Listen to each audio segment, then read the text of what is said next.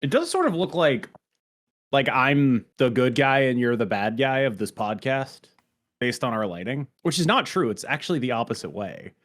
Well, it depends on what we're arguing about, but yeah, I mean, I would think largely it's the opposite direction, right? But yeah, no, it's weird. It's weird. I don't know if I love it. We've got a ton to talk about, I suppose. So what if we skipped all the bits? You don't want me to switch your lighting? Because I mean, I could just like, mess with your lighting a bit or something and just make you the dark evil one. What's going to happen? See, like here's the thing. I want everyone to know this. He just snapped, which I know is going to be a trigger for him to do something in post. But I want you all to know that nothing happened. There was no snap. That's post-production, and whatever he's superimposed over me, it's not real.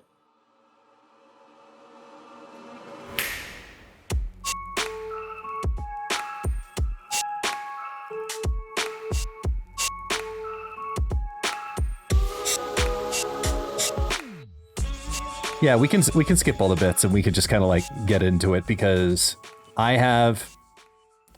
know I speak for many people when I open my game and I take a look and I get the information about, yo, what's going on in Marvel Snap? And hey, it's that kind of Thursday again. We're going to get some changes. And I can't tell you the number of people I saw over the last 3 or 4 days, streamers specifically. I can't tell you the number of streamers that had some variation of a theme of, I'm playing Gambit Horseman of Death before they nerf it into the ground. Several. Well. Yeah. I did a little poll on, I want to say it's Wednesday, and I couldn't 100% like grasp where my community, because they were arguing in my chat about, I was playing the awful deck, right? I was playing whole Mother Ascani, oh my God, Jesus. Let's try that again. Mother Ascani, Gambit Horseman of Death, Mother of Death, we'll call them. And man, I wish I thought of that a couple of weeks ago. That would have been a sick deck name to keep that. Anyway, I was playing that deck just because I was so trying to make up for the awful amount of cubes that I lost the day before, just to get myself to infinite. And it worked. It got me there. I got to infinite with that deck. But I asked my chat, what's the bigger problem? Is it Mother Ascani or Gambit Horseman of Death? And I can't believe how level-headed my chat was, because really? they were all like, I'd say 70 to 80% of them. And we did a poll and it was right around there. They said it was Mother Ascani. And I mean, I think they are pretty close to correct for what it's worth. Yeah, it was just surprising, because you see so much hatred come to Gambit Horseman of Death. A lot of people just hate getting their stuff blown up, especially we've got a move season, right? We've got Spider-Man Brand New Day. Last week, we have all these great new move cards and move decks and trying, and then Gambit goes, ha ha ha, pew, pew, pew, pew, pew, squish spiders. And then we get today, not today, back on Tuesday, we get a bounce deck enabler. Ha ha ha, pew, pew, pew, pew, pew. Like, it's just not ideal.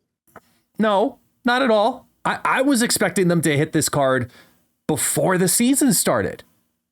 I have a theory, and this is a theory that is based purely on, I kind of think it would be really funny if it were true, and there's enough supporting evidence for me to like suspect it could be true. What if Gambit's actually a bad card and everyone's complaining for no reason? Like, what if when they look at the stats, Gambit pops up and it's like 48%. And even if it's not like 48, what if they look at the stats and they're just like, it pops up and it's like solidly mid, like 51%. And they're like, what do you mean we're supposed to nerf that card? And like I said, I think he's a little too annoying to be as good as he is. But I think it's possible that like the real version of that is no card that does what that card does should ever be close to playable. Like, it's possible that that's secretly what I'm like getting at there, right? Like, I don't know if I'm actually getting at it so much as like, he certainly seems pretty playable to me. But I'd be willing to believe that he's a card that people over-index enough in, over-snap in, generates a little too much overconfidence. I'd be willing to, if they came to me, if, you know, the design team from Marvel Snap came down and was like, Cam, can you shut up about this? Because this card isn't even good. I wouldn't doubt it. I wouldn't be like, that doesn't seem like a real thing to me. And the thing about Gambit versus Mother Ascani is Mother Ascani is a card that does things in more than one deck that are generally kind of messed up. This is a nerf to the Captain Carter deck, which, funny story, I spoke with Josh from Snap Complete, and he ran a query and was like, yeah, so the Captain Carter deck, unless you're over 8,000 SP, is a losing deck. And then over 8,000 SP, it is a very winning deck. And so we found that that's the line. That's apparently where it's at, right? So interesting. I spoke with Butt about this on the KMB cast, which was delayed this week to Thursday. And something he pointed out is that this is very different from how they would normally approach it. Not necessarily because they approached it differently, but they nerfed the thing in the good player deck and not the thing the wider player base is upset with, which is very different from how they typically approach this stuff. I'm not saying that was the thought process that they got to, but like functionally, that seems like what the result was. They nerfed, to be clear, the better card, but I do wonder about that. I mean, I do think Mother Ascani was a bigger problem. I do believe that. But I think a lot of people will only interpret this nerf through, because they're like, you know, at the ranks where that's a losing deck, they really only see it in the Gambit context. And so they will only interpret whether or not this was a good or bad nerf through what it does to Gambit. So what do you think? Do you think Gambit's still running around with this? And if so, important question, do you think the number of Gambits per game goes down? Astronomically, I think it does. Okay. And here is my very weak source of reasoning. Shoot. Using untapped data over the last 30 days, just trying to get as much information about it as possible, looking at the individual cards of, you know, what's good, what's bad, what's working, what isn't working, etc. Over the last 30 days, I went to look at the two cards individually. If you were playing just the two cards individually, not together, because everybody already knows Mother Ascani and Gambit Horseman of Death are just a dynamic duo together in their different variations of decks. Well, I mean, they're not that different. No. Like, them being united together is such a powerful combo. Yeah. When you play them separately without each other, how do they do? Sure. So I looked up Mother Ascani, excluding all Gambit Horseman of Death decks.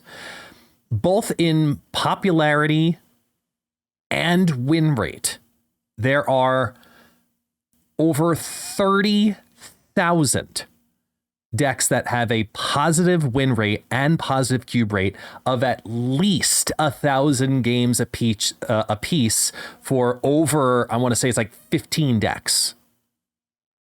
You do the same thing where you look at Gambit Horseman of Death that doesn't have Mother Ascani. There is literally 2. Yeah, but and they are 52% win rate decks with 0.1 and 0.03 cube rates, and it's the Loki deck. No, and that is it. I believe that that's happening. I just don't believe it's demonstrative, right? Like, why would a Gambit deck that cares about created cards not be playing the card that creates cards? You know what I mean?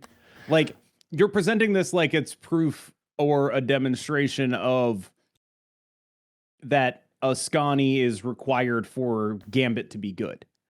But I think it's more the other way, which is like anyone playing a Gambit deck would be playing this because it creates cards and is good. I think the correlation might be the other direction, is what I'm getting at here. I tend to disagree, because even when you put Gambit Horseman of Death in a deck that already organically plays Techno-Organic Virus, Iron Patriot, Mirage, even the Infinity Ultron variants, Loki, like the whole, it's a full-on created card deck. That's just what the shell of that deck is supposed to be. Not because it's a 4-cost card, Mother Ascani, right? These are all cheaper, technically cheaper elements that you play 2 and 2 and 2, and then you get created cards, you know, sometimes some big ones, sometimes some little ones. But I find it odd. Well, I don't think odd is the right word. I wasn't expecting those results. I wasn't expecting to see the amount of drop off in difference of, look, people are playing Gambit Horseman of Death with Mother Ascani. Correct. They are not playing Gambit Horseman of Death when Mother Ascani is not good. And the question is, wait, that's the part of right. That's the question, though. That's the question of what this whole OTA change to Mother Ascani exactly is. Because now we have a new version where she got her pointed power back. She's back to 4/4, and now she's an honor reveal that copies the card first, then only gives the copy the -1 cost and the +2 power. Is that enough? Dial it back. I want to dial it back to the data thing first, because I don't want to lose this. I think it is very straightforward that more people play Mother Ascani without Gambit than more people play Gambit without Mother Ascani. Oh, yeah. I do not think that it is fair to then draw the conclusion that people only, or future-facing people will only play Gambit with Mother Ascani, or only play Gambit, as you said, when Mother Ascani is good. And I that's the part of the, like, I don't think the data bears that out. I think it more demonstrates that right now there are more homes for Mother Ascani without Gambit than there are for Gambit without Mother Ascani. But that is not necessarily like proof that Gambit can only succeed with Mother Ascani. It's just that it has. I'm still it had not access on that. To it. I'm still not on that, though, because you look at the diversity of decks that Mother Ascani can organically go in versus Gambit. Yeah. Gambit is only a created card deck, right? We agree that Mother Ascani has much wider applications than Gambit. Mm-hmm. I'm not sure I agree that Mother Ascani is the only reason Gambit works, or is sufficiently responsible for his power such that removing Mother Ascani is tantamount to a massive nerf to Gambit.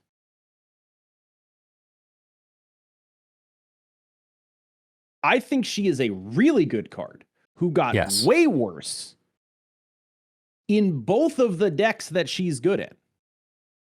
But I am not convinced that just because nobody currently plays Gambit decks without Mother Ascani, that you can't do that. There was just no reason to do that before this. But there's my point, though. There is a very wide applicability to Mother Ascani, right? You see it anywhere from Captain Carter combo to Surfer decks to absolutely. It's yada yada yada. We can go on and on. She's a better card who does more shit. Right.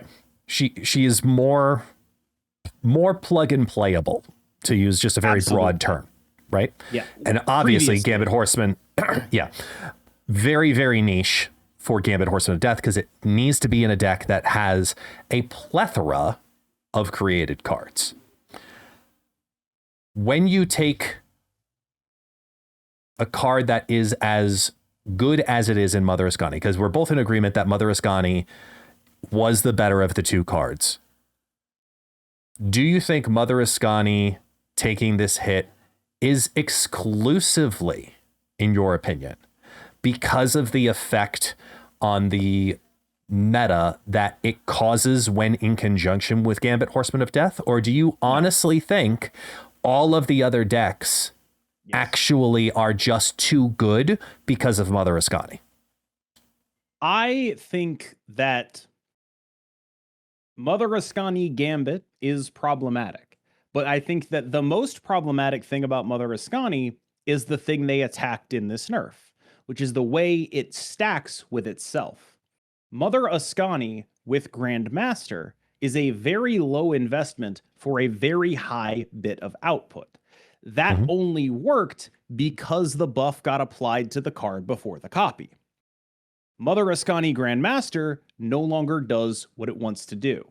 What they've done is they've weakened Mother Ascani's scaling in the context of doublers. Wong Mother Ascani is now notably worse. Instead of getting 2 procs of Mother Ascani on your base card and a copy of that base card with 2 procs, you will instead have just a proc of Mother Ascani. You will not be going exponential with her Mother Ascanis anymore. And I think that chopping the top off of her like that is a smart decision. And that is the thing they were aiming at. Specifically, any kind of deck that was doing multiple Mother Ascanis is now notably worse. But frankly, any kind of deck that was doing Mother Ascanis at all is now notably worse. And I don't know how many games of Mother Ascani you've played where there was a sandbar on the board. But I gotta tell you, significant. It matters. Effectively, what they did to Mother Ascani was there's a sandbar on the board forever, unless you care about the created card, in which case, there's a little bit of nuance there. But they effectively sandbarred and Shadow Kinged her. It's like, whoa, okay, that's kind of a lot. That's kind of a lot. They took 2 power out of this card, and they took a free cost out of this card, and they took the fact that it can double out of this card. That's actually a lot of her budget.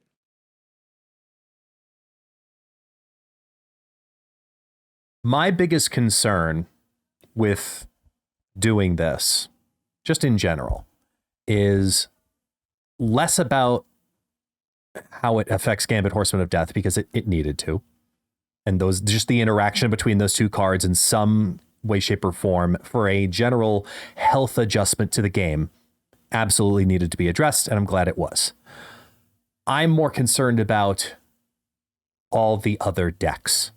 I'm more concerned about the Silver Surfer decks that finally were good enough to say, this is good enough in the meta. I'm worried about, I shouldn't say worried, but I'm curious to see the effect on Captain Carter. Is it going to be that big of a difference, or are you really, really leaning in even harder into that? We already knew that the zombies deck was very fragile, so I'm not really even considering that as like a thing that happened, if you will. But those are really the big ones. It's Silver Surfer and Surferless Carter, right? Those are the 2 big, we'll call them, Silver Surfer and not so Silver Surfer. I'll also say the Lady Bullseye Wong Ramatut deck, that was a big let's duplicate by Mother Ascani deck. That deck loved duplicating some Mother Ascanis. It was also a 47% win rate deck, but people played it. It was just fun. That's more of a just for fun deck. And you know what? Sometimes people who play craps go bankrupt, and sometimes they win. That's exactly what that is. And I guess I'm only concerned that Mother Ascani is basically dead and completely dead with this change. And that's where I don't know. Like, how big do you look at a -1/+2? Like, I look at Majestic Wingbeat as a prime example of similar effect, targeted location, same spot on the hand. If I want a -1/+2, that's what I'm gunning for. If I want a copy, because I want the created card, that's what I'm gunning for. Like, it's a broken effect because it's too similar, and more often than not, I have a feeling now this version of this card just gets replaced by Majestic Wingbeat, because if you want the reduction and the plus, that's what you're going for. I don't think so. I think that, first of all, a lot of the time they get ran together. But second of all, I think that this card is likely to be a little more restricted to created card decks going forward. Mm-hmm. It's going to be a deck where I'm still going to be copying my Horseman Gambit with this, you know? How many cards are there that I want duplicates of that I actually can't necessarily get? And I think that, like, Gambit's one of those cards, V-Hand's one of those cards, Sasquatch is one of those cards. Literally, you're just explaining the deck I just took to Infinite, prior to this change. That's exactly what it is, that build. But I think sort of outside of that, I'm not as confident in her at all. Because that deck, I think, was like not necessarily a Grandmaster deck. It could just play her for her, and it really just liked having copies. And I think it still likes having copies. But I don't know what she does outside of that list right now. So the big question for me is, how much do you think this is going to reduce Gambit's play rate? I think it doesn't reduce the play rate, it reduces the win rate. Because the big thing that really would shoot that card's win rate up more than anything else was the ability to work your way and whittle your hand down to specifically doing Mother Ascani Grandmaster and having 3 Gambit Horseman of Death drop down on the final turn. And then you're just wiping the board. And if you know your opponent is what we'll call a small ball deck, you just the whole board is gone, and that's when you just steal a ridiculous amount of cubes. Doing that though? You can't, because if you're doing, that's what I'm saying. Like, you'll still see it in there. It'll still work. Don't get me wrong. But now you're playing your created card Gambit, but you're not getting 2 created card Gambits to hit that 6 threshold very easily. Now you really need to work out. You are getting 2 created card Gambits. Like that's the thing. Isn't that still kind of good? I don't know. Like, I'm talking myself back into it where it's like, okay, it's way worse. But I'm getting 2 Gambits.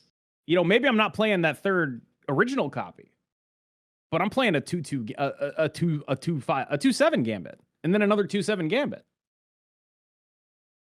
And both of those trigger each other. They're 3-cost cards. Maybe I got a Quinjet. Maybe they're 1/7 Gambits. Like, am I really not still doing that? I don't know if you are, because I think at least for me, like when I was playing the deck, more often than not, I would be trying to target Sasquatch first, unless if I knew it was small ball, and then I was going for 3. I was going for 3 Gambits every time between Moon Girl and Mother Ascani and Grandmaster, and I was always targeting 3. Very rarely did I end up having myself feel like 1 is sufficient. 2, it's too coin flippy still, since they dropped it down to 3 power of destruction. Sorry, 3 cost of destruction. You really need that full board wipe.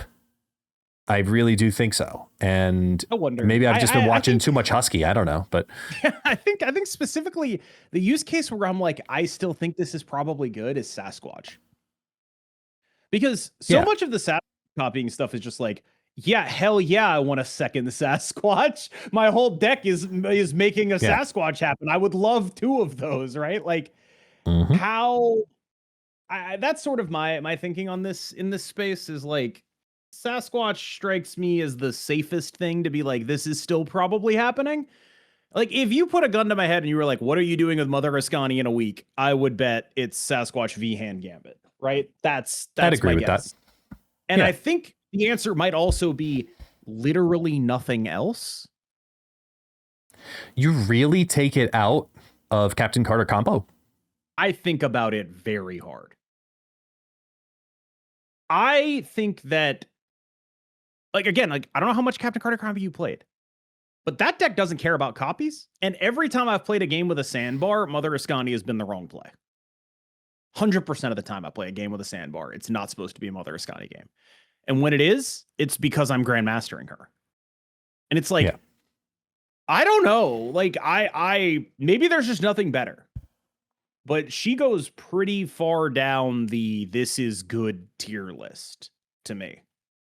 Like, I'm not saying we're back on like Jeff stuff. Yeah. But I am investigating it. You know what I mean? Yeah, because like Captain Carter combo, I'm still really interested in 3-5 stick. You know, I'm still really interested in 2-4 Captain Carter or 2-4 Maverick. Like, I'm still really interested in those. I don't know. It's half of what it used to be. You get a 3-5 stick, and then the other one's still a 4-3.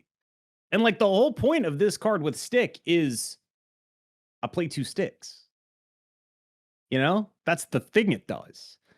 And you're not getting the buff on the original one. It's bad, dude. Like I'm not gonna say it's dead because I don't want to like, you know, get clowned if I'm wrong.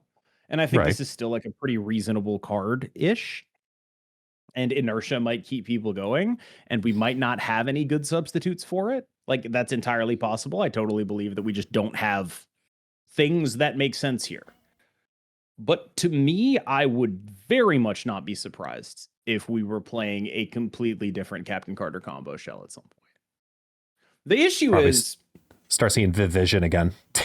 Well, make up for it. let's not get crazy here. The issue the issue as I see it. You're just gonna play like the same 11 cards as the Captain Carter combo deck, but instead of what was it, Web Sling you had in there, it's gonna be Vision this time. You're gonna be like, look at this crazy cook. It's gonna be 11 plus Vision. No, I mean no. I think that I kind of think she got hit hard. And it's possible that this is one of those situations where she gets hit so hard and she's still good and everyone's like, how the hell did we live with that for that long? You know? But it's also possible this is one of those situations where she gets hit hard and it's just like, oh, that's just another card now. If I had to gut check this, I would love to say that it's dead. But what I think is going to happen is it's going to go through the same cycle as what a new card does, where the top infinite players will figure out the best way to make this work, and it'll take a while to trickle down successfully, and then they'll have to look at it again. I think that in the beginning, people will feel like this card is actually dead. It's going to be, you know what? It's the Juggernaut effect. Let's call it that. It'll be the Juggernaut effect. They nerfed Juggernaut. No, they didn't. Technically, in many ways, they just made him better at the same time. Like 3/3 Juggernaut would be significantly better than the current Juggernaut we have. We can be real. Big nerf. Don't give a shit. Still playing current Juggernaut, but 3/3 Juggernaut would be a lot better. Mother Ascani, though, I don't know. My instinct is they took her from the modern day Star-Lord and made her something closer to Moon Girl. Where it's like, that's kind of busted, but it's extremely specific. And before people get on me for calling Moon Girl busted, Moon Girl actually is kind of busted. She's, like I said, just very specific. Like, that actually is a little bit of a crazy thing to do. Like, whenever you pop off with a Moon Girl, it's like, all right, the minimum you're doing here is discounting half your hand with a Quinjet. That's the minimum, and also making a bunch of cards. The maximum you're doing here is like, I don't know, the Supergiant discard deck where it's just the Moon Girl is 40 power or whatever of Dakin basically triggers or something. Like, that's the maximum crazy. Moon Girl, right? Like, she's a very specific card, but she's super broken at the things that she does. And I wonder if like Mother Ascani sort of ends up closer to that range where this is an archetype card, right?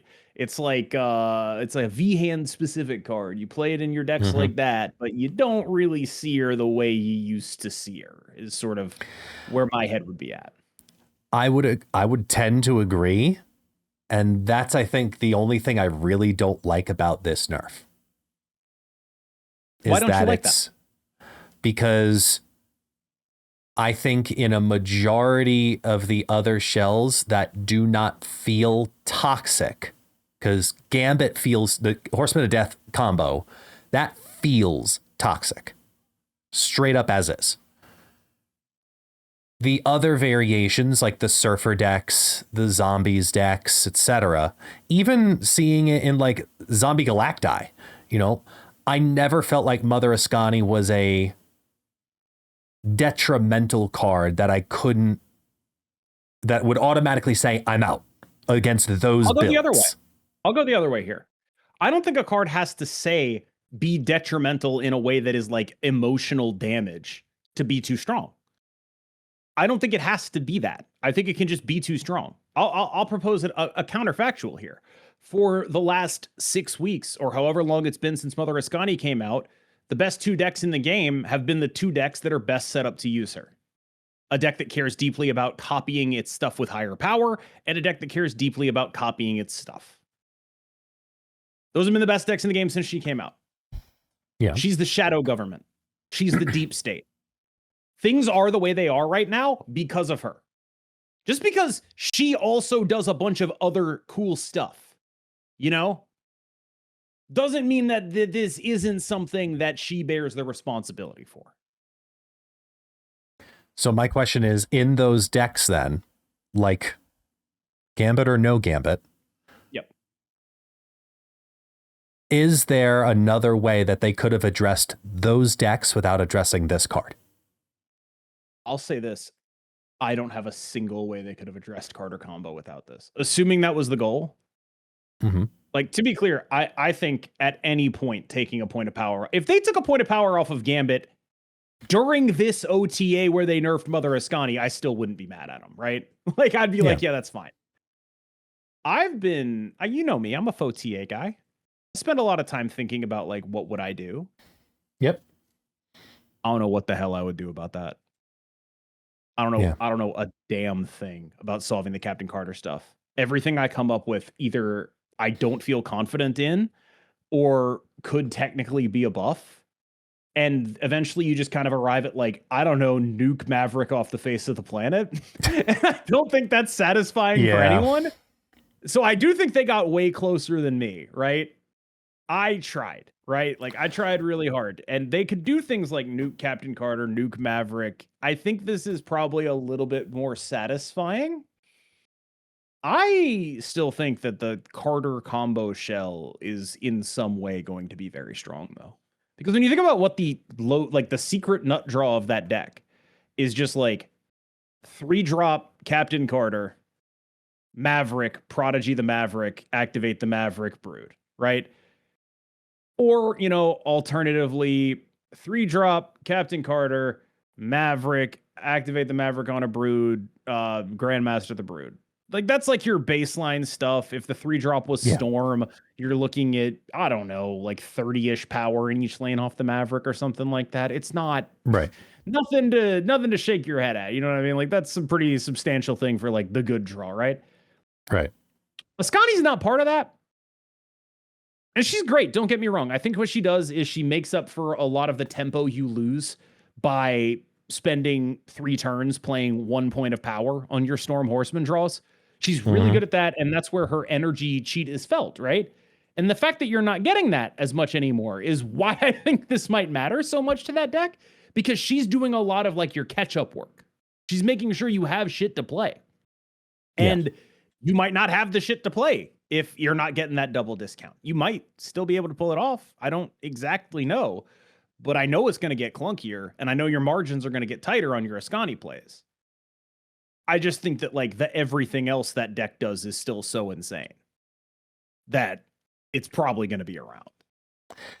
There's, I guess, only one Cosmos leveling thing that does happen from this that I think is comical more than anything, just mainly because of our content and the way that we've analyzed the game individually and together over the last several months. That now with this adjustment to Mother Ascani, I think it's safe to say that Victoria Hand goes back to being a B tier deck and always being a bridesmaid again. I actually don't. I don't. Shut up. What? I legitimately just think that I'll say this. I think Gambit kind of carries that archetype. And I think as long as Victoria Hand has 2 other things in the deck that are actually good to copy, she just isn't going to be that bad. Like, fundamentally, a lot of the issue with Victoria Hand was, what the hell are you doing the rest of the games? Mm-hmm. And I think right now, even when you play a Victoria Hand deck, like, I gotta tell you, copying Victoria Hand, it's ass, bro. It's ass. Mm. You want to copy Gambit, you want to copy Sasquatch. It's ass to copy Always. Victoria Hand. It's so much worse, right? And, you know, in that sense, she's still a fraud, I suppose. But I think that at this point, she sort of becomes the only Gambit deck. I guess she already kind of is the only Gambit deck, but like, I was about to say, it's like, this is my thing now. If you Then want to there's play Agamotto. this style, if you want to play this style of Marvel Snap, you come to me. So she got worse, but like, she has a whole archetype on lock. If you want to be the cops, you call Victoria Hand. You call her up. Her number is 911. It's right there. This is the deck you play after an OTA, typically. Just maybe not this OTA. You want people to dislike you for genuinely no reason other than the gameplay choices you make in a competitive card game. You want people to complain about you as a person because you played a deck they kind of dislike in a competitive card game. That's what she's for. That's fair. Let's move on. Let's move on to the freest space on the board. Is this Supergiant? Yeah. What are we going to say? What are we talking about? Yeah, sure. Check. Whatever. Go. Cool. All right. This is a great segment. Yep. Now let's go on to the other interesting one. Yeah. I mean, there's just nothing to say. Like, yeah, I know. We've all wanted it. It's just a matter of like when, not a matter of if. Yeah, just like at any point they could have done this in the last 6 months, and I would have been like, sure. Yeah. Like, I've got no objections here. Yep. Luke Cage, now a very different card. 2/2 ongoing. Only your front row cards can't have their power reduced. Is this the death of Cerebro? Let's hold on. Okay. No, I have to go Cerebro. We're not gonna start talking about Cerebro, okay? We're Damn gonna it. start talking about how I have been begging for them to do anything to make Luke Cage not a binary win-loss guy. Yeah. I need them to make Luke Cage non-binary. To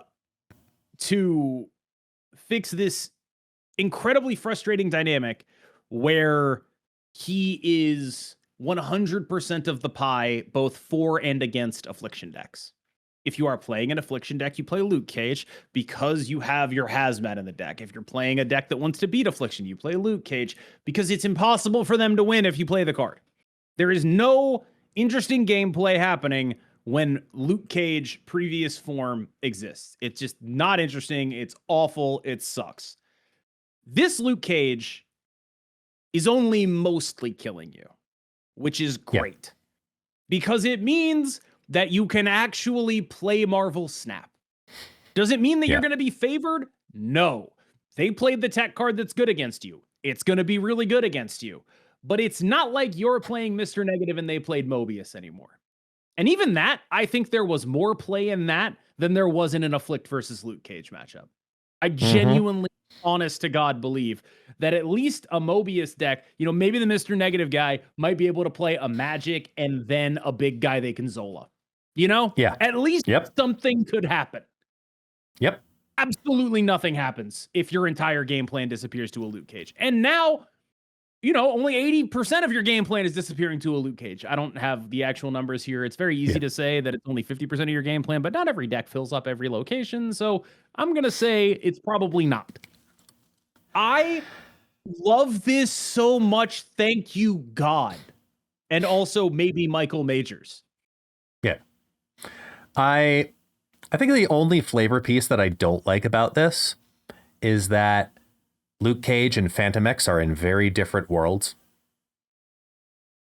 I disagree. Phantom X shoots bullets. Luke Cage is bulletproof. Lawyered. X-Men, Defender for Hire. Like, I'm aware. He's at the but have you considered? He also led the Avengers, man. Okay, Luke Cage is accomplished. I'm not saying he's not. I'm just saying, like, we had the whole conversation of Grandmaster and Topaz the other day. Now I'm looking at Phantom X and Luke Cage, which should have been total opposites, but they're different universes. Yeah, maybe maybe Phantom X should be Diamondback or whatever. Like the villain from one of the Luke Cage seasons. Maybe it should have been Bushmaster. I don't know. Like I don't think they can get away with having that card name in this game, knowing this audience. So they got away with that on Netflix. The point is, Bulletproof Man stops bullets. Actually, good headline. Actually good that works. Phantom X is shooting a gun. Luke Cage stops the bullets. I think you could argue like maybe he's supposed to protect the lane behind him, right? That's better flavor. But I think that would kind of nuke the shit out of him. And I don't think you want to do that, right? I think that if they did that, I think a lot of people would just be like, oh, I get it. They nuked Luke Cage, so we've got to buy the Scorpion card. Whereas this is like, A, actively making the card more interesting. B, it's still probably really damn good into Scorpion. And C, I've seen so many people saying this is a buff. Which is, I think, exactly what you want. For the majority of people who play Luke Cage, you're not playing it because you're playing an affliction deck and you're worried about yourself. You're doing it for defense. More often than not, I feel like. And those of you who are making those offensive game plans, like your Cerebro decks, for example, or if you are choosing an all-in toxicity style affliction deck, you're not using all 12 spaces on the board typically. Yep. So for the amount of cards that do get hit now, comparatively versus otherwise, for it to lose a cost, and then let's say 6 out of the 10 cards on the board are protected, you're still happy about that, especially if one of those back cards is Ajax, and then it still doesn't effing matter, like just cancels each other out. So absolutely, it's great. Like I think there's one deck I'm really excited to play this card in, and that deck is ongoing. Interesting. J. Jonah Jameson's coming out soon. I'm going to need a vaguely playable ongoing deck to do a gag video. We'll see if that actually plays out, but I will need it. I assume the deck is incredibly unplayable because anything I want to do in this space is just better with Aurora, but we have a terrible matchup against Afflict decks. We're like spamming Iron Men and shit like that. That's what the deck is about. Yeah. Horrendous. But I love my favorite type of ongoing deck to play is the one that jams an anti-venom in there.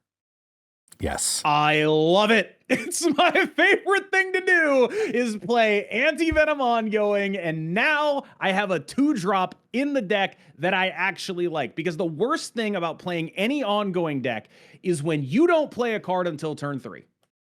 It is a nightmare. Because you have Sam Wilson and you have Ravonna Renslayer and you have Goliath. And if you whiff them, you don't do anything until turn 3 and it sucks. Yep. But I can put Luke Cage in the deck now and justify my anti-venom as long as I position things the right way. I am very excited to do that. I am a huge anti-venom ongoing fan. If I have... I have a couple of, I guess, pet decks, right? That is one of my pettest decks, I would say, where it's like, I will come back to that list. I have a genuine affection for it. Not only because I like playing it, but because I think it is very often good. Yeah. And I'm really happy about this change for that list. I guess we can talk about the Cerebro part now. Welcome to the Cerebros podcast. I'm Cam Best. That's It's Guest Gaming. Today we analyze every change through the lens of Cerebro. We've already covered how C6 is losing Supergiant, but C5 is gaining Supergiant. So watch yourself on that one. We have also already covered Mother Ascani going into C4. These are the most important things that are happening as a result of this OTA. Totally. Are we dead now that Luke Cage doesn't do what he did? Honestly, I'm in the same camp as I am on the other end of the non-Cerebro side of the podcast. I honestly think in Cerebro, this is also a buff. I really do. You heard it here first. Cerebro's we up. 2 cost just matters that much, and we do not care about the rest of what may happen here. We up, we out here. There is a change in this patch that makes me feel like we might not be up, but we will get to that at the end. Are you legitimately scared that Yes. Triton is going to actually now have an effect on Cerebro decks? Seriously? Dude, I feel about Triton the way I feel like people feel about Kraglin. Where it's like, I'll play Kraglin, people will still think I'm joking. You know what I mean? Yeah. Like, I'll be like, oh, I'm playing a Krag deck. Ha ha ha. Like, he's not one of the 5 best 3-drops in the game.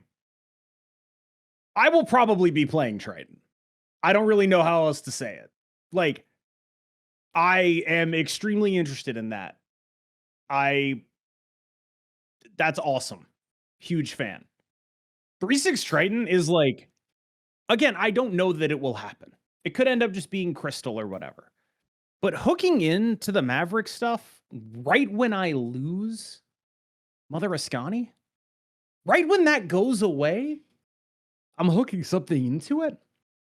I could play Captain Carter on 3, this on 4, Maverick on 5. It's not bad. Like, it's No, like, it's not.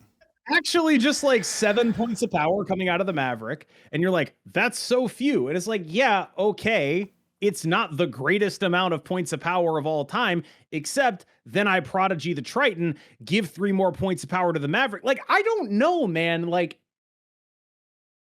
it doesn't sound super compelling until you realize the Brood is 36. And then you're like, oh yeah, that actually is pretty good.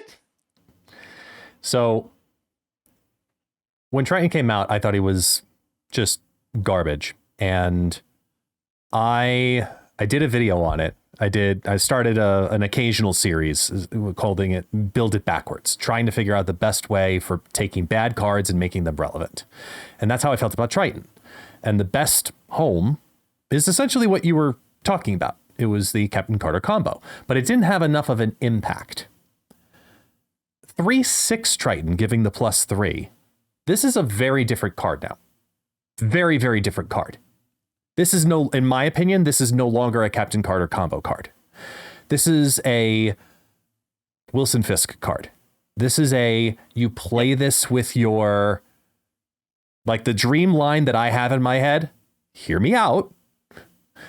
Nebula, Iron Patriot, Triton. Nebula on 1. More often than not, you're feeding your target. You're telling your opponent, go play over here. In either of the other 2 lanes, you play your Iron Patriot, followed by your Triton. Why? Because if they played on turn 2 in the Nebula lane, chances are they didn't play in it on turn 3, and Nebula's going to go up anyway.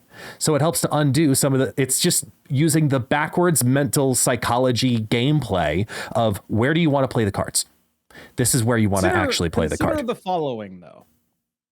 What if, I don't want to get crazy here, what if we just played this in Iron Patriot and then skipped the Nebula entirely because it's a 3/6 at minimum? It is. No, I'm saying in those decks, like this is another option for your, like you said, your Kraglin, your Wilson Fisk, and Triton. That's how I'm looking at this card. This is a 3/9. This is straight up a 3/9. I'm not looking at it as a 3/9. I'm looking at it as a 3/6 that has buff synergy. But I'm happy to play a 3/6 in my Iron Patriot deck. You know what I mean?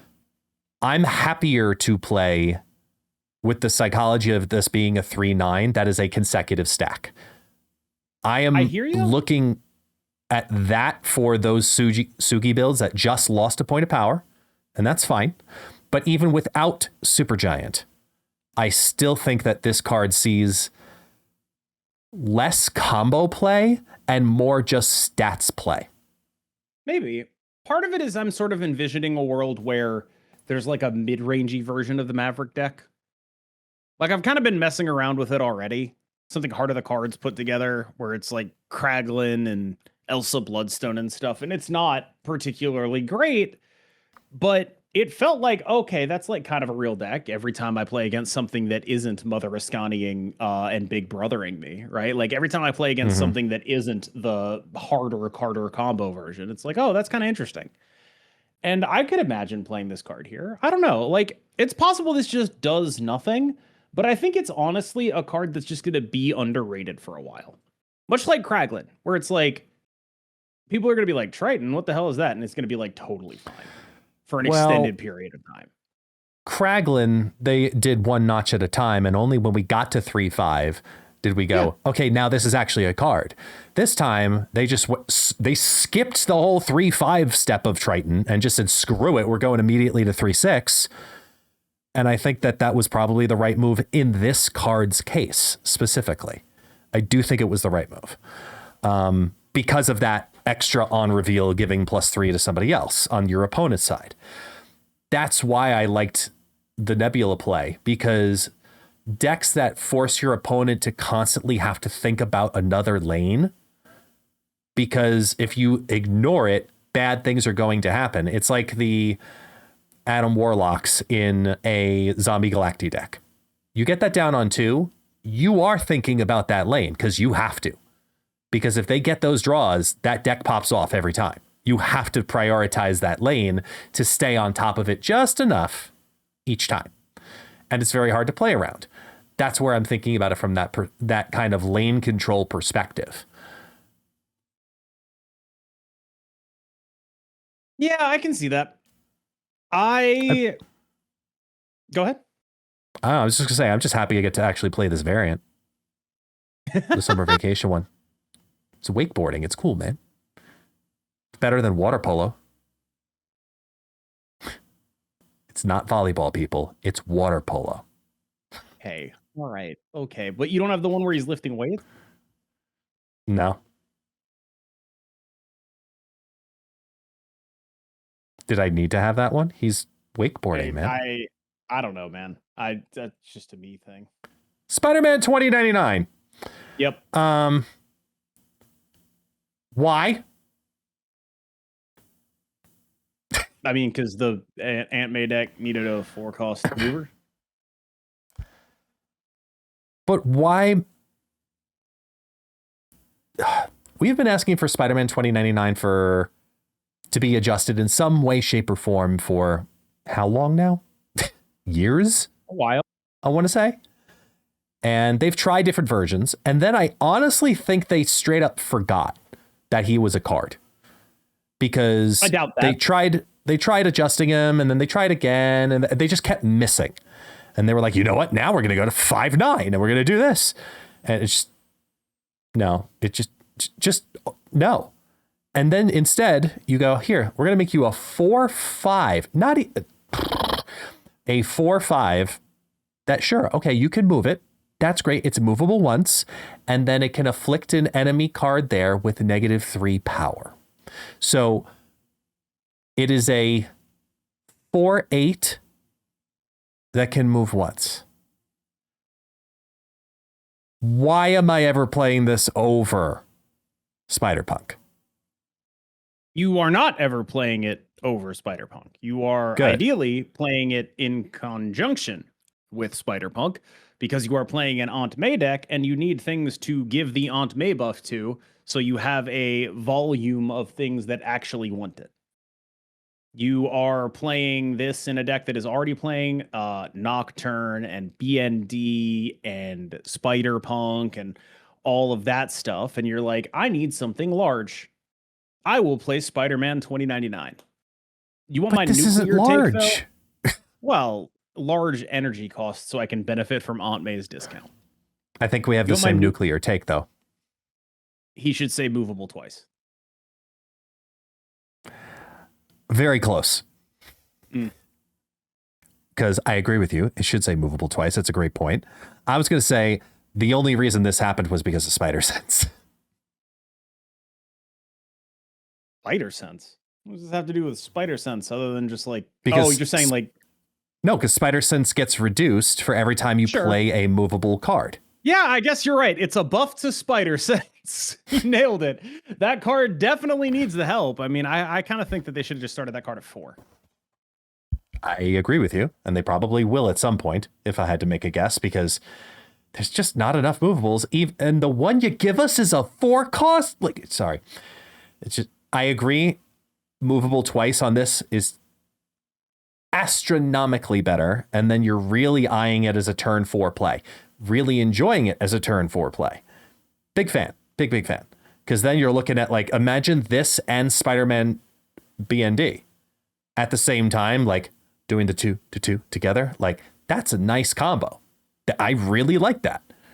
But this one, you're not going out of your way to move this twice. You're not playing this because you want to do the ghost spider with it. Like, it's just, this probably needed to be, in my opinion, a 4/7. Yeah, I think 4/7 is a number I also enjoy. I think that's also totally reasonable. But yeah, like, I don't know. I like movable twice. I like any number of things, right? I think they undershot it a pretty decent amount on this, and I'm not really sure why they undershot it a decent amount on this, but maybe it's related to the fact that they gave Aunt May a point of power, and like, Aunt May 2/4 is actually like, yo, I don't think it's going to make the package good, because the package still has to run too many bad cards like Spider-Man 2099. But Aunt May at 2/4 is a card, dude. Mm-hmm. Aunt May at 2/4 is a card. It's a card to think about and remember that it exists, but we need, for an Aunt May deck to really, like, shine, it was not getting a 4-cost card into, it was getting another 2 or 3 cost movable card into the deck. It was getting something else that says the text line movable twice, I think. Yeah. I think that's how far away it is, where it's like, you got Sam Wilson, you got Spider-Man Brand New Day, and then the rest of your cards are just cards you're blowing. And you need to not be blowing them in order to trigger Aunt May. And so it needs like 2/2 movable twice or something like that. Yeah. Because you really don't want to play either of the Jeffs with this, is how it kind of feels. But maybe, you know, with the extra point of power, maybe with the Spider-Man 2099, maybe we revisit the Aunt May, Professor X, movable hybrid combo, like build something along those lines once again, just because she has an extra point of power.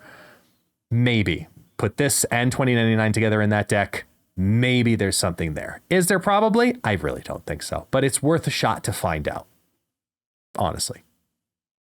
I don't know if it's worth a shot, but yeah, like it's one of those things where it's like, this is another casualty. It's like, why couldn't 2099 say movable twice? Because that's actually what it feels like she would need, right? Like, you just need a card that's willing to tank the movables, right? Because fundamentally what she's asking is to blow a very valuable resource. The ability to move is so valuable, and she's asking for you to commit that to her for a payoff.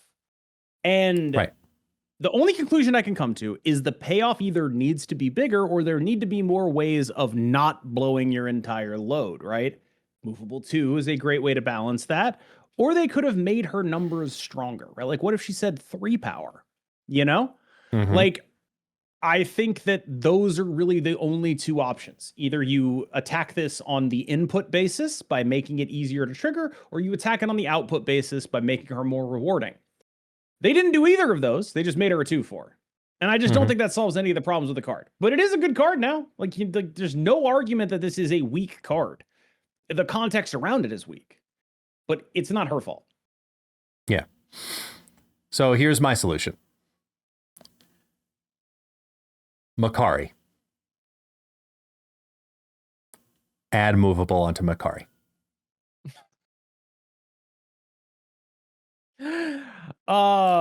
You're welcome. Man. Boy, it's out the mud. We got Rashad McCants. No, I'm out. We're How good is that card though? Come on. Make it a 3/2 movable. No. Yes. No, none of It drops this. onto the board all by itself, and then you can move it every single turn. No, no, You're we're never not gonna playing give it. you. We're not gonna give you 3/3 vision for free. No. I said 3-2. I said 3-2. I thought you meant movable one time, and I was like, that's a little No. ridiculous. You meant movable every turn. Movable. Period. No. Come on. No. You know you wanna. Go directly to jail. Do not pass go. Do not collect $200. Give Aunt May movable. We're talking. Movable one? Movable one Aunt May? I would love that. Anything? Yeah. Give Spider-Man, the original Spider-Man movable. Like he moves a guy and then moves back. Hell yeah. There are solutions. There are definitely solutions here. But this is the first of them. We just need, honestly, one more. Just one more. Just like one more point of power onto Agent 13. Because why the hell not?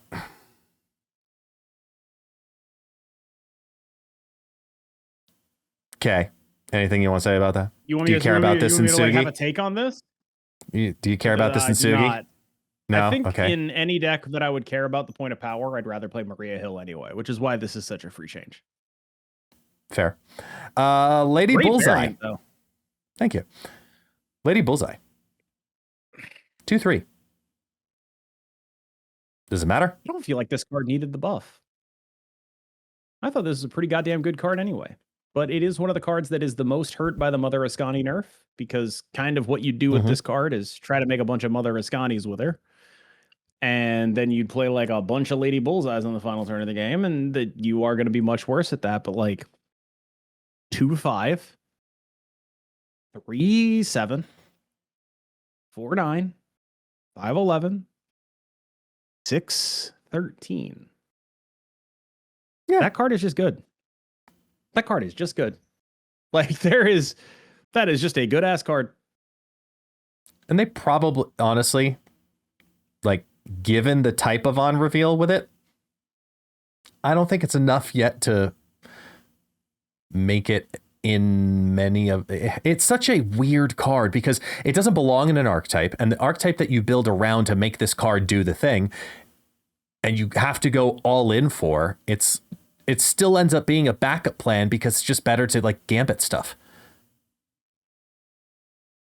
Right? I mean, that's not her fault, and it's not necessary. I wouldn't describe her as the backup plan in the Wong deck. I think she's actually, to be honest with you, in the Wong Ramatut deck, I think it's like Lady Bullseye is like the good card in that deck. I'm going to be 100% honest with you. When I can play for a Lady Bullseye game versus a like Ramatut game, the plus EV thing to do is to play for the Lady Bullseye game. When I can play for a Lady Bullseye game versus a Gambit, 3 Gambits game, I actually still think it's supposed to be the Lady Bullseye. Because when I define a Lady Bullseye, I'm saying like, I Mother Ascani this card twice. And also maybe I have a Wong. And so what we're looking at here is minus aiding every card on the board or something like that. Yeah. I think that's very often better than Gambit. Like, again, though, the Mother Ascani nerf, big deal to specifically Lady Bullseye. So, yay, she gets her point of power. Good for you. Sleeper. I'm going to say it. Sleeper. I like her. I think you've put Kool-Aid into your water bottle there. Let's talk about the other. Thank goodness they finally made this change of cards versus characters on several very important cards. The idea that a card can't whiff because of it targeting a skill. Now it will have to target a character, like Tarantula, which just came out and is what we were talking about last week. Getting the guarantee that it's going to hit character, not cards in play.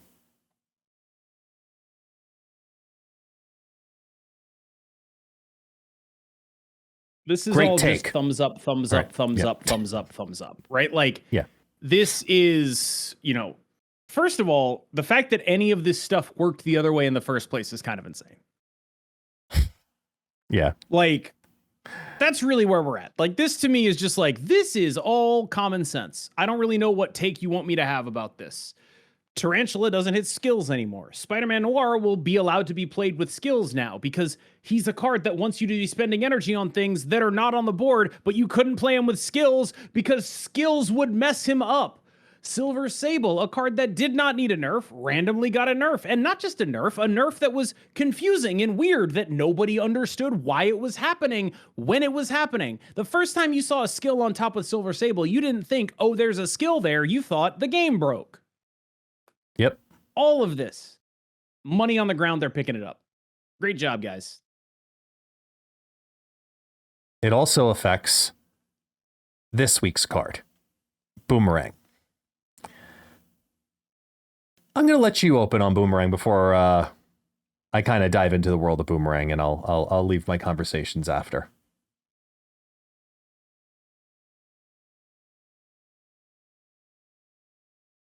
Sorry, I was just checking on something. It's okay. You're allowed to multitask. It's what you're known for doing here. Are you watching a game? Do we have to be worried about the outcome? No. You're going to have to cut this out if I tell you what I'm doing.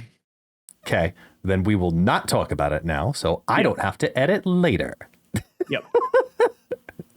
Boomerang's cool and interesting and kind of a fascinating card. I think largely his problems are Gambit problems, and that's on Gambit, not on him. He's a bounce card. Bounce gets gambited to death. It's very unpleasant, and it's something that I don't love seeing out of a new card. I'll say that.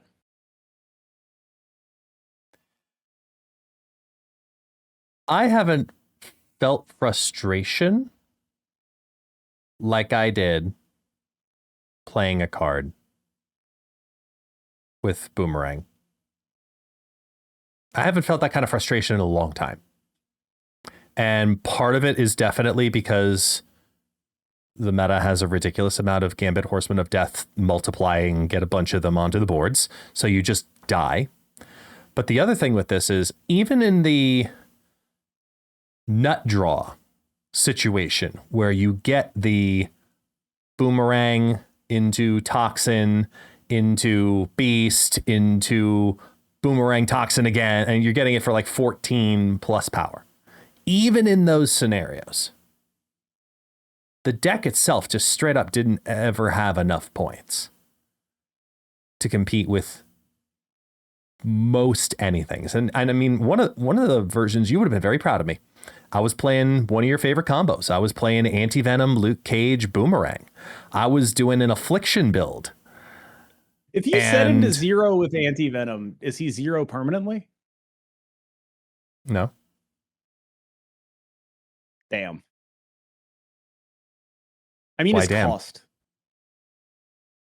Oh, his cost. Well, I mean, it wouldn't matter because you'd be drawing him on 5 and then you'd be playing him. Yeah, but like you magic it. I don't know. Like, I don't know. Like, I just, yeah, it probably doesn't work. Yeah, most likely not. But like, I was trying a bunch of different stuff. I was trying straight up bounce. I created this like I should say, I didn't create, Destructive actually created this one, which was like a activate infusion version of Affliction with like Joe Costa and Omega Sentinel. And we were trying to get like different options to have that Joe Costa double activate happen and stuff. And whether I was playing straight up bounce, straight up Affliction, or some variation in between, it just didn't ever have enough points. And there's too many counters to this card. Luke Cage undoes a bunch of the damage. Gambit Horseman of Death destroys everything on the board because of the type of deck that you're typically playing. Shadow King is just, here's your 2/2. Merry Christmas. Like, it's just the worst possible time to release this card. Honestly. I pretty much agree with that because bounce decks tend to thrive based on their ability to dodge tech and redistribute points.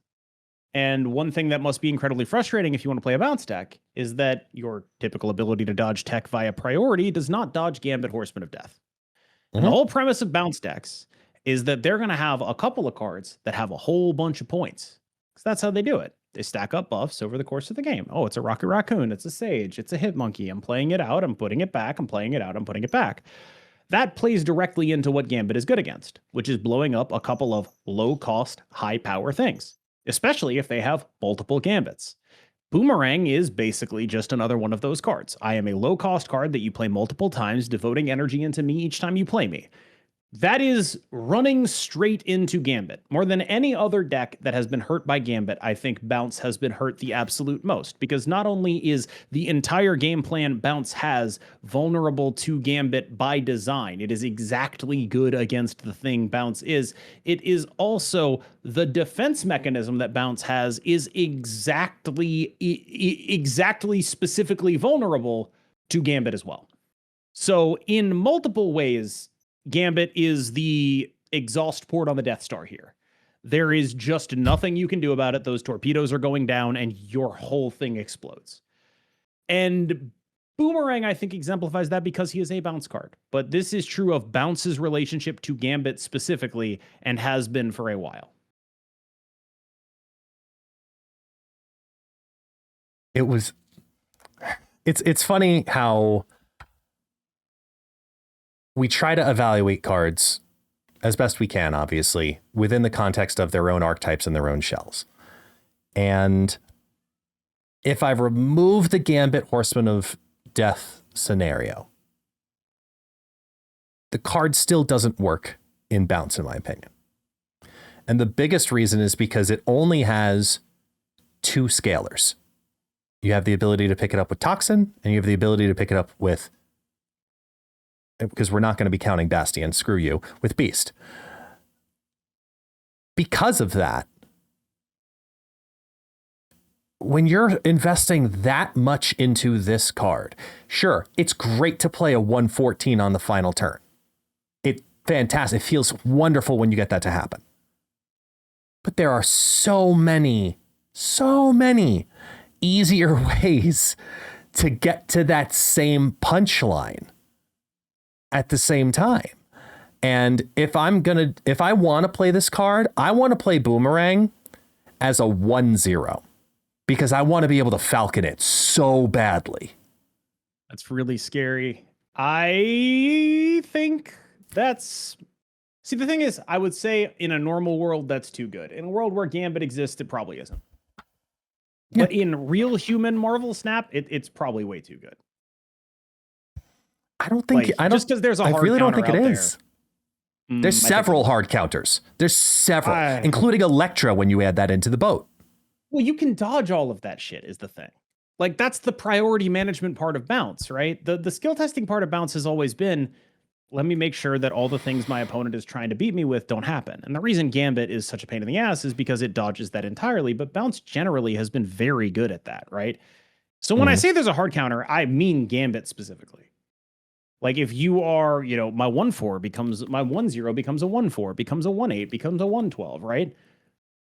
That's great. That's honestly probably a little busted. Like, that's Batroc level 1 drop, right? That's a good-ass card.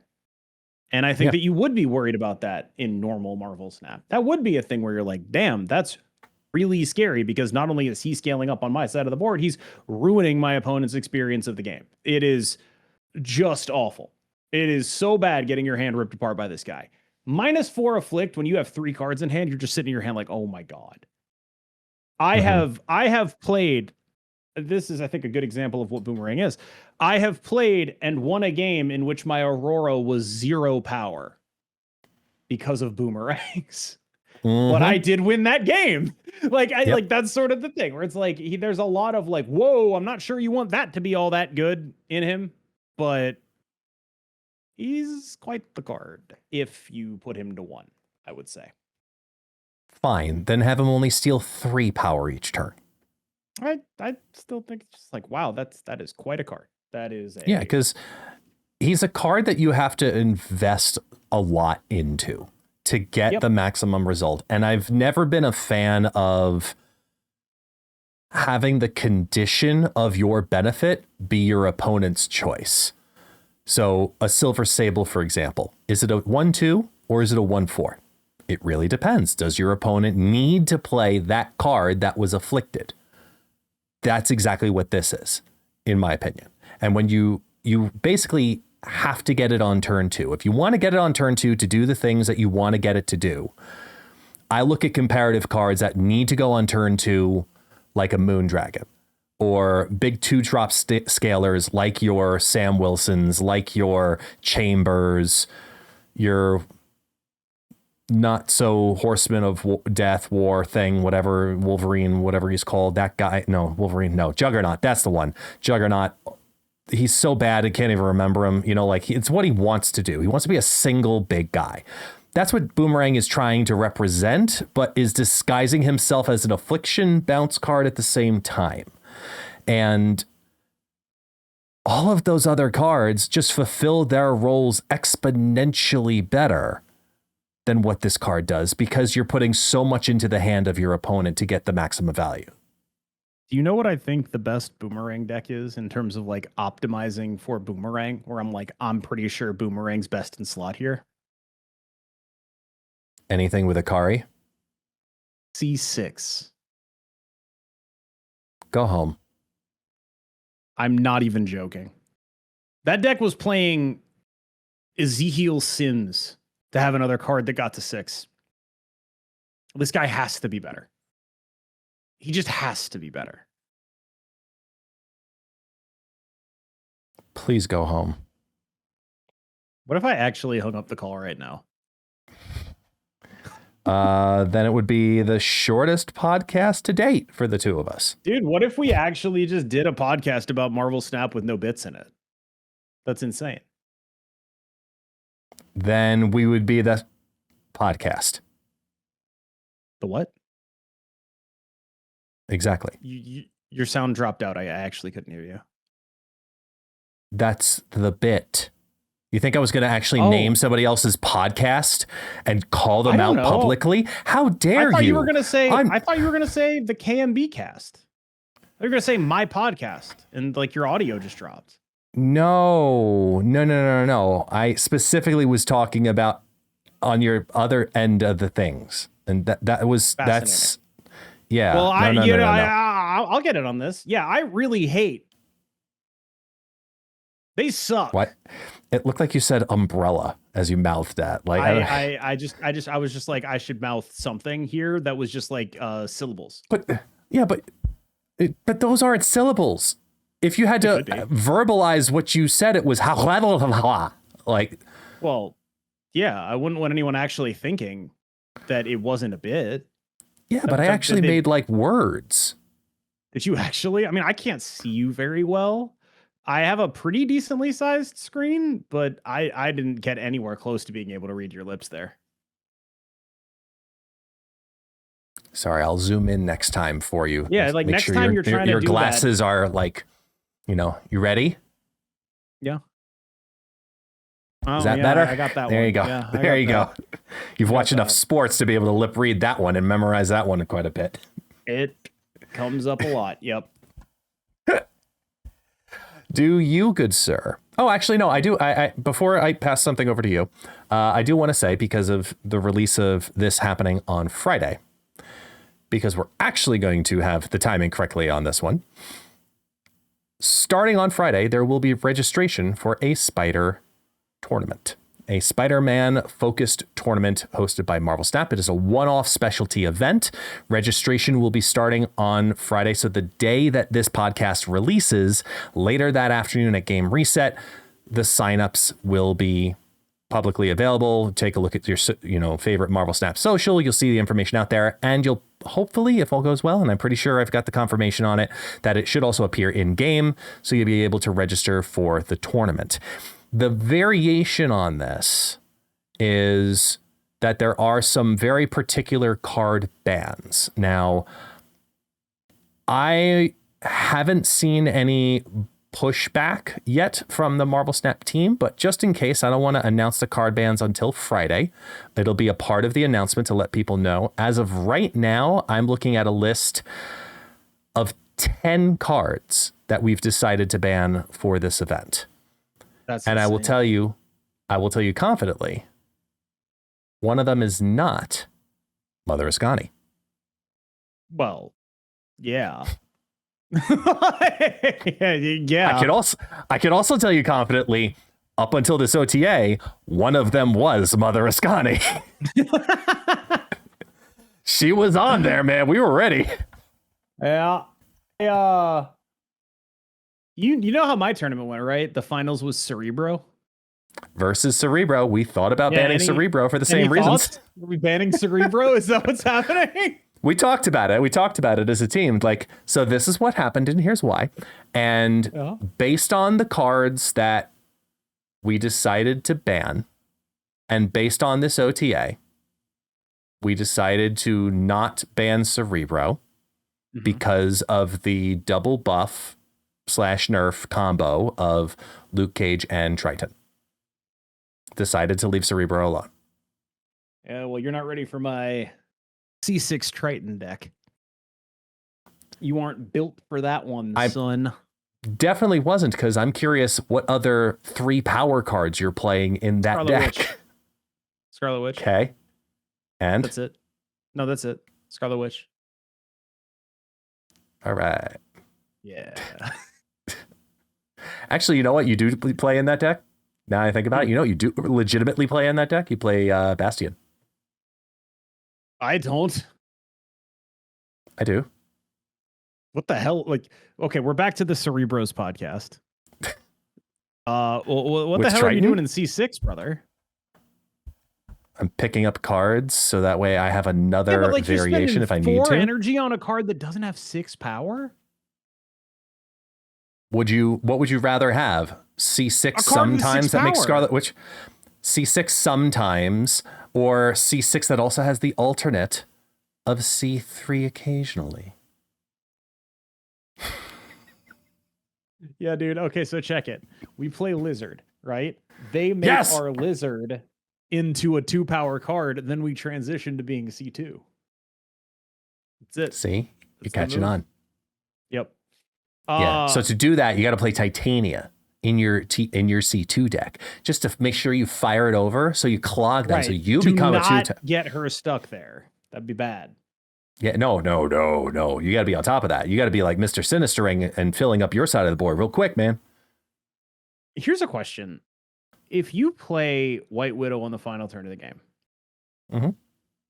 and it fills up a location, does it immediately die? Yes. The Widow's Bite. Yeah. I was like, I know, dude. We got the Lizard down to 2 power, and we played another 2-power card. We're on it. Yeah. Yeah. It's that's another card that, like, it went through the ringer of this is good, this is bad, this is good, this is bad. Like, it's toxic, but it's too good, but then it's not good enough. And do we ever want that card to be good? Do you ever want White Widow to be a legitimate card? No. But she has great variants. No? So does Dagger, and nobody's buffed her recently. Buff my girl Dagger, SD. She's really good as is. Yeah. She's like a 214 without even trying.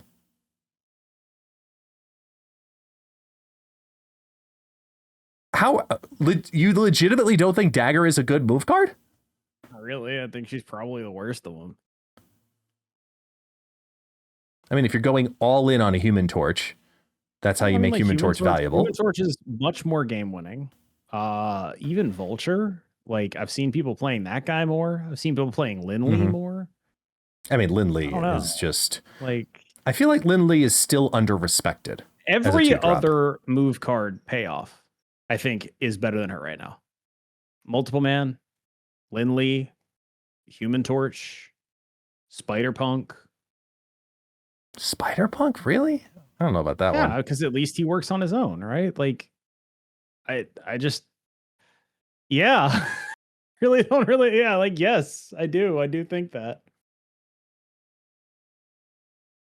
Is there anything else in that Kool-Aid you're drinking, good sir? Facts really and think logic.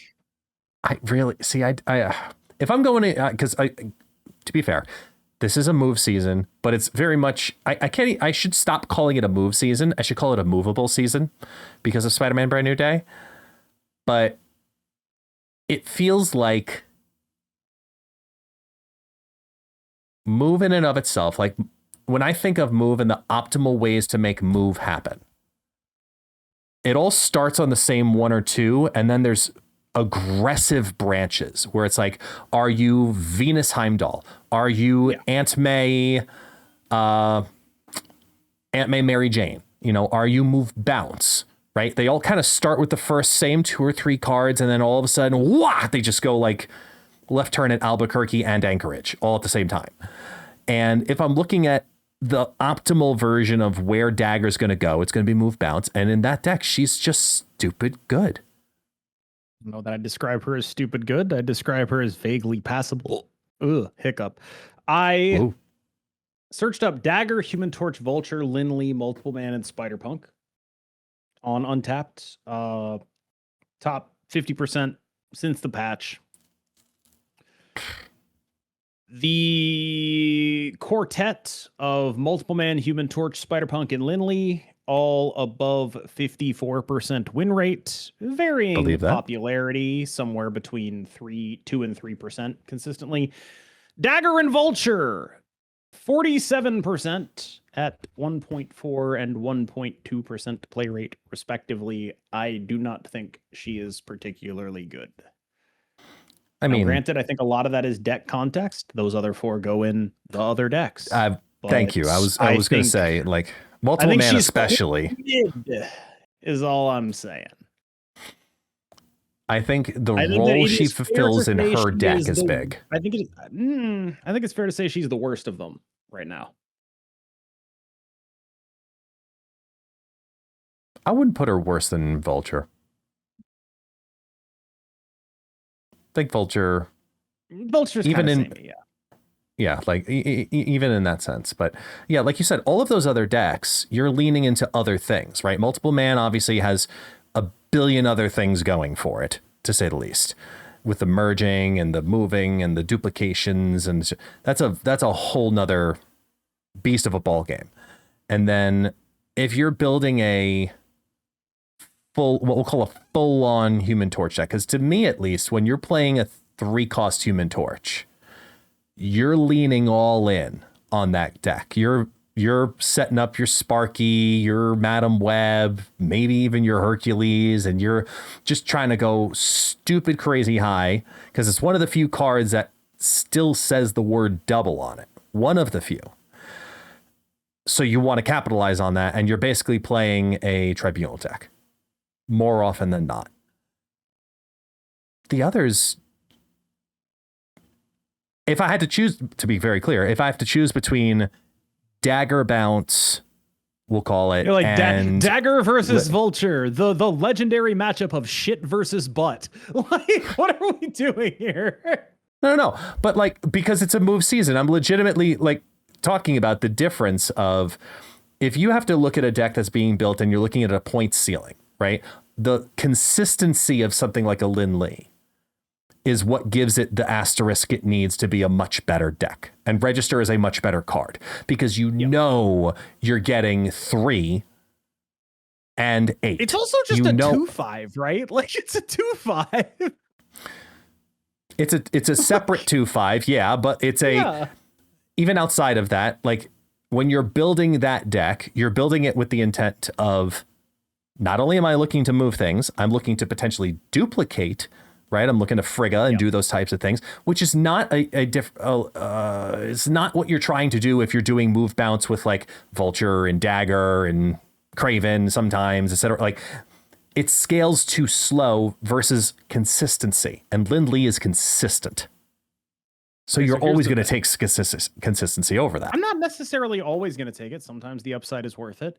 In Dagger's case, the upside is not worth it. Make her upside worth it again, Second Dinner. I What bought is that worth it to dagger you? +3 again. Oh yeah. Oof. Oh yeah. I mean, Bring my I'm not girl against it. back. Don't get me wrong, but like, Bring my girl back. If they're gonna leave Gambit alone, who just like shits all over this game plan to begin with, at least let me do some shit, right? No, I'm kidding. That's not good balance. They should do something about Gambit. yeah. Ooh, gorgeous. Yeah, I got the ultimate because it's just. Oh, I mean, I got that the good. only dagger variant more embarrassing to own than that one. No, it's the Not one Pixel? where it's the ass shot I don't where have that she's one? wearing like jean shorts and looking directly No. back at the camera, despite the fact that her butt is also facing the camera. It's the classic comic book pose, you know, where it's just like, I don't know how your spine.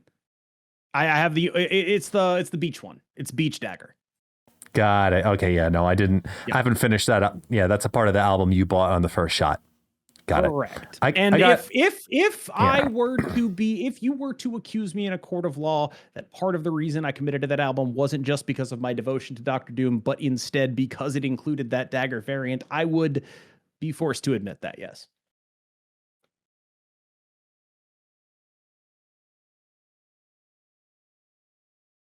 Somewhere in there, there's a quip, but I'm pretty sure you've buried yourself enough. Oh yeah. But like all seriousness, I would like. Do you remember when she was like being played in like cloggish stuff with Ghost Spider? That was awesome. Oh yeah. That was awesome. She does cool stuff. She's the most interesting move payoff in a sense, right? Because she's the one that scales with time. She scales with your opponent's investment into the board, which is so different from every other move payoff. And it's not to say that it's always a good thing, because sometimes that can feel like your opponent is getting punished for giving a shit about a location. That's not necessarily a good thing. It's certainly a thing that people like are mad about Iskad. But every other one of these move cards is just dumbass points. And Dagger is like thinking points. You know what I mean? Like there's just more going on with this card compared to every other one of them that is just, you moved me in a thing. Oh, check it out, guys. I'm Spider-Man 2099. My points go on them. They get negative points instead of me getting points. What a twist, right? Like they're all kind of that, right? Like it's that. She's the only one that's like, there's something real and contextual happening here, which maybe that's actually an argument for not buffing her, because it means that good players play her well and bad players don't, and then you end up having to nerf her. Whatever. I get it. But I do think that like, even if you remove this conversation from the context of me making the awooga eyes at the dagger variant from the Beach Bash season, there's actually still like a pretty coherent argument for like, this is an interesting game piece and I would like it to be stronger. Yeah. At the same time, when they do that, they can buff Punisher. I don't care if it's a starter card. Just buff Punisher, too. Give him one more point of power, please. Same reason. See, the thing about Dagger being a starter card is I actually think that unlike a lot of other starter cards, her being a payoff makes that acceptable. But maybe I'm way off base in terms of how strong she'd be in that context. I think that because she is a starter card, there's two ways to think about this, right? One is I would want players thinking about what their opponents are going to do. And that's how I want to teach them. Dagger is a starter card. I think you're confused. I was saying Punisher is a starter card. Dagger you don't get until I think series 2 or 3. I count 2 as starter for what it's worth. That's totally fair.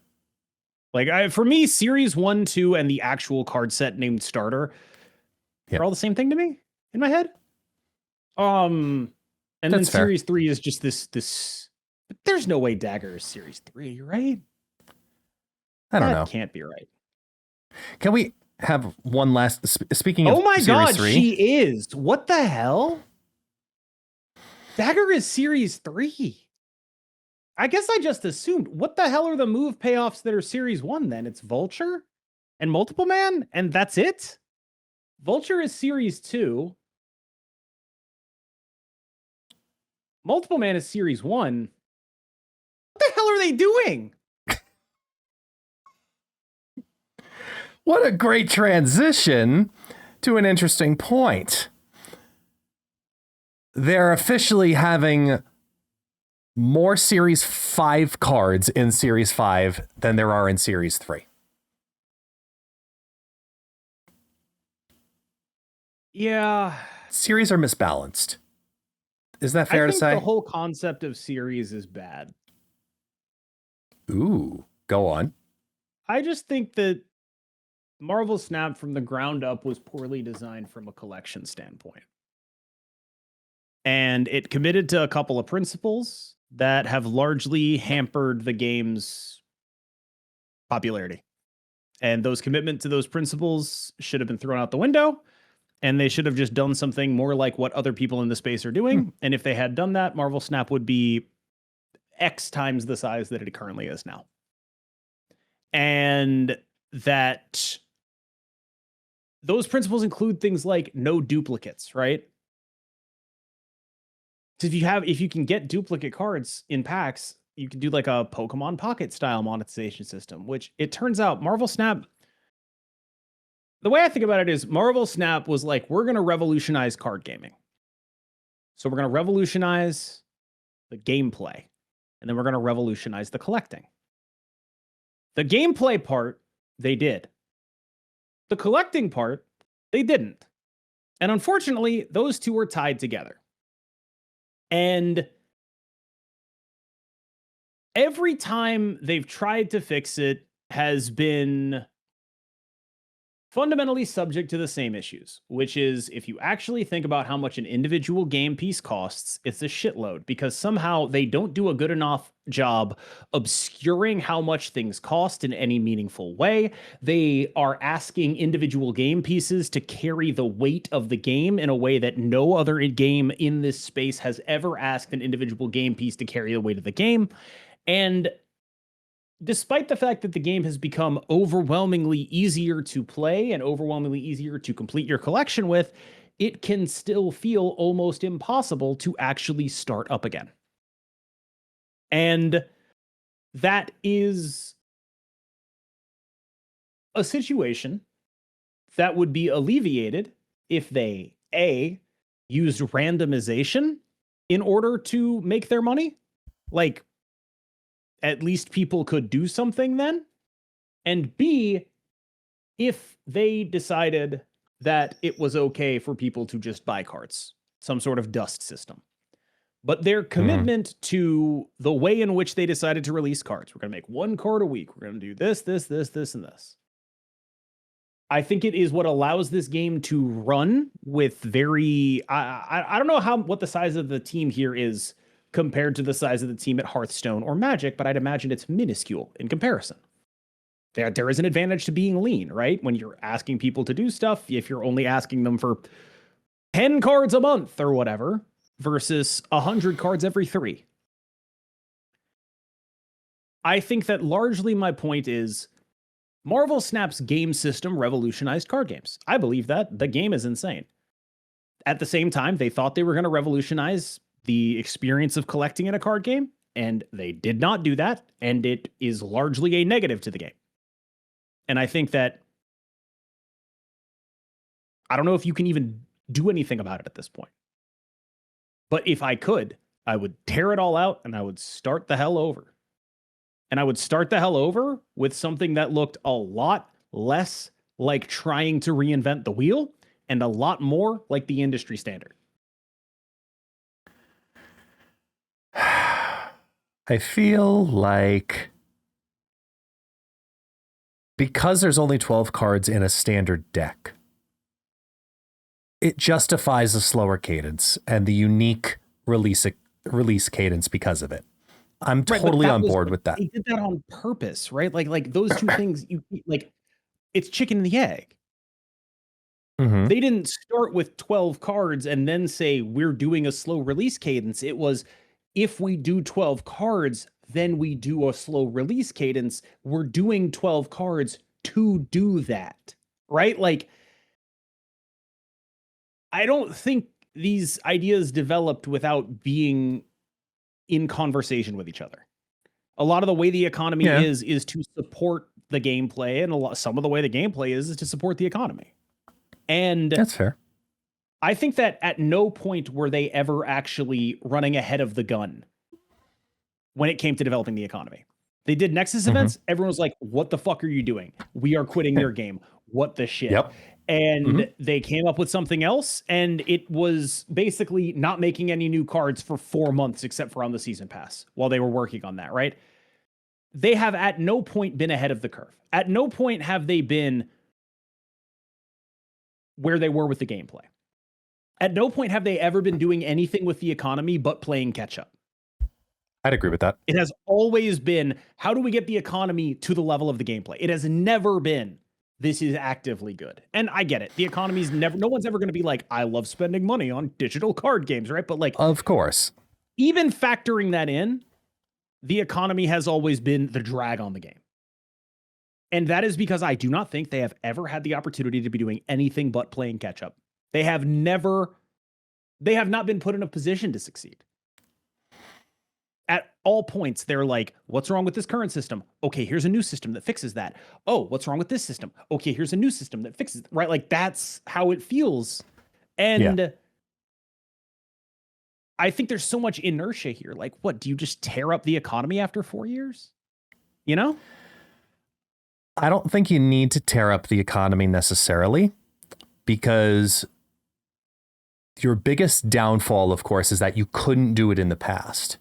But because of the system that you grunted through for the last 4 years, you're actually now in a position that you couldn't be in 4 years ago, which is now we have 450, whatever it is, plus cards in the game. Being able to release cards to new players in larger quantities in different ways is valuable. You couldn't do that in the very beginning. Decks, dude. Like, yeah, give people decks. Yeah. Yes. Like, why can I not just drop $30 on a deck that's like, here's V-Hand, it's kind of mid, but like Agent Coulson is in it and V-Hand is in it and the rest is like Moon Girl Quinjet. Why can't I just, if I start the game, why can't I just buy a starter deck, bro? Why can't I buy a starter deck? Because it's been a back burner item, most likely. And the farther back you go, the further back on the burner it had to be, because it was a smaller collection and the value of every card was so much larger. Today, and because they're playing from behind, though, like that's also a playing from behind thing, right? Like, we can't do that now. We have to rework the entire economy. We can't do that now. We have to rework the entire economy. Just repeat that every year, right? And so they were so close. Here's the thing. They were so close with Snap Packs. And I remember when we were preparing for Snap Packs release and we were doing what we have now, right? Just clarifying that's what you mean. Okay. Yeah. The Snap Pack system and the token system in conjunction with it was so close to being the right idea. And I think it is the best one we've had. Hands down. Hands down, it's the best one we've had. And just based on the timing of everything, it's obvious the reason that we have the system that we have, especially called Snap Packs, is because of Pokemon Pocket at that time. If you go back to the calendar of what happened and how all of that broke down, what I think personally happened is because I started playing Pokemon Pocket. I think you did also as well when it first came out, correct? Ask me when I canceled the subscription to the season pass. I want to say about 2 months later. It was last month. Ask me when the last time I opened the app is. I want to say 2 months after release. About that, yeah. Okay, cool. Like we both played it, and it was so satisfying opening packs. And this was, I want to say it was around like October was the month, because I remember Snap Packs came in March of the following, 6 months later, following year. And I remember having this feeling of, okay, we have packs to open. That's great. These aren't packs. Packs have cards. This has card. This feels more like chests, right? Yeah. This is, it's more of what it is. Loot boxes. It feels like Snap loot boxes. It's the not because of the pack itself is not necessarily a loot box to like my definition of it, but the potential of the cards specifically and the even chance of those make it feel like even more like a loot box than anything else. But when you put it in a pack visually,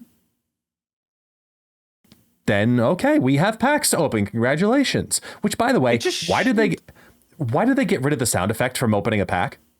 I wouldn't know. I play on mute. It shouldn't be called packs. Right. Because the frustrating thing about snap packs is the way to interact with them overwhelmingly, unless your complete collection, is to just not engage with the packs at all. That's how you're supposed to, that's the smart thing to do. It shouldn't be called snap packs. You're actually right. Like, this should just be called like snap chests. Yeah. What if they were called snap caches, as in spotlight cache? If they were literally called snap caches and had a different logo on them, instead of a pack, it was just the old cache logo. Yeah. I just like, I don't know why you would. It's like saying, I'm going to make a car, and you make your car and it's a nice little budget model. You know, it's a nice, like a Honda Civic type thing. And you're like, what am I going to name this car? I'm going to name it the Lamborghini Diablo. You're not that. Like, that's not what you are. Don't name it that. No, you're dead on. And like, if you're not going to give me a pack of cards to open, right? Don't name your system pack. Like, I really. No, it's fair. Totally fair. Now, there is a solution in here that I do think is fun, simple, easy, great player experience, doesn't hurt the game economy in any way, shape, or form. Can't wait. And it's a simple adjustment to the pack where right now you get whatever the card is of said series from said collection group of said pack, and then you're getting 2 goodies. What if instead, every time you open a pack, you also got 5 random series 1 or 2 cards? 1, 2, or 3, excuse me. 1, 2, or 3. Series 1, 2, or 3 cards. If you don't have that card, congratulations, you've unlocked that card. If you do have that card, it gets converted into wild boosters or regular boosters for that card. Now, wow, that would almost be like opening a pack. Right? Now you're opening multiple cards. You know, you're flipping through the cards, and then you also get goodies. It's like getting the comic at the bottom of the Cracker Jack box. You get the goodies and the experience. Hold on. Are you saying that when I open a snap pack, it's like opening a pack of cards? Like there are one of the objectives in there? It is one of the objectives, because the other thing about this is I'm centralized on the word pack, where like wolves. Can you say you don't say like that again? Can you just pack? It is a group. It is a culmination. You know, you don't have a pack of wolf. You have a pack of wolves. Pack. Yes. Right? Pack. Right. It is a snap pack, which means there's multiple of shit. You know what it ends up being more often than not? A booster pack. Booster. It's a fucking booster pack. If you like, you saying it in that tone did get me somewhere. What if, you know, the same way we had banana split as like a joke? What if the joke with snap packs is booster pack?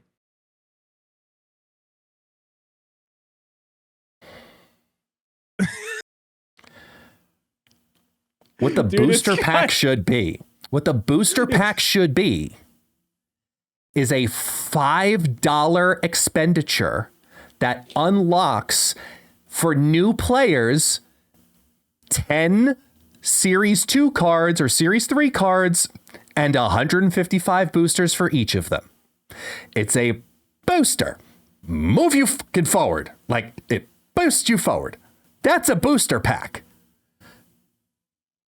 Just think that it's really funny to consider how many booster packs I've opened, right? Because I feel like every one of my snap packs is a booster pack. If you think about it like banana splits, right?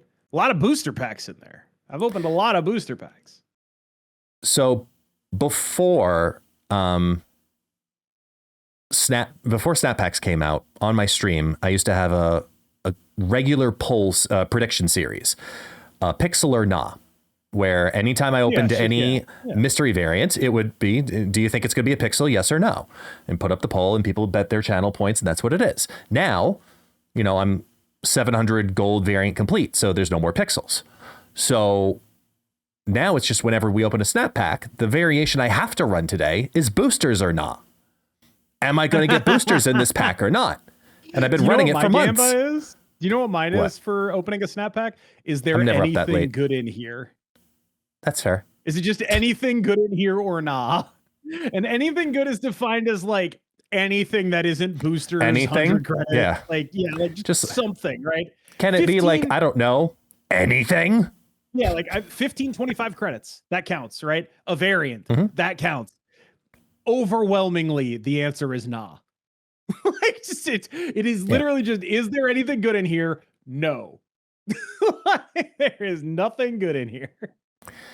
It is hysterical to me that snap packs on any given pack for a player who is incomplete and they are building their collection on any given pack, it ranges from 2 to 6% chance that it actually ends up being a pack, as in having more than one card in it. Pack. It's a snap pack, and you have to do the hand motion too. The like you're a little accordion, like you just pack. Can I make an executive decision? Yes. We should end the podcast on that bit of us doing the pack thing with the motions there. Like that should just be a hard cut of just us both going like pack. And then the podcast just ends. Done.